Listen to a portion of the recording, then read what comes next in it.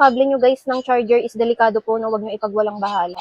Ayan no. Noong nga is nilagyan ko nga siya ng electrical tape kaso natatanggal naman. Kaya as a solution, bumili na nga ako ng ganitong charger kasi kaya to nagkakaganto kapag ginagamit siya ng naka-charge. Ayan, yung anak ko is yan, nagaganon niya. Ayan.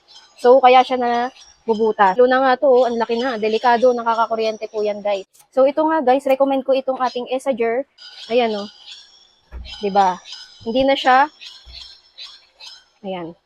Hindi na siya para mabanat yung wire niya, no? And, ayan no, parang ano rin yung material niya guys. Ayan, para siyang tela. Ayan, ang ganda nga niya is USB and Type-C na nga siya, 7A. It supports 80 watts fast charging charger na nga to guys. So, sulit na sulit to, no? Mahaba na yung ano niya, oh. Pag ititiklop nyo nga siya, meron siyang ganito guys, na para hindi siya, ayan, makakalat kapag itatabi mo. Ayan.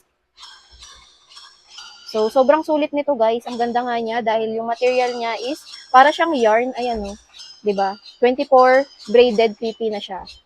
So, hindi siya talaga basta katulad nung dati kong cable, 'di ba, na pinakita ko sa inyo kanina.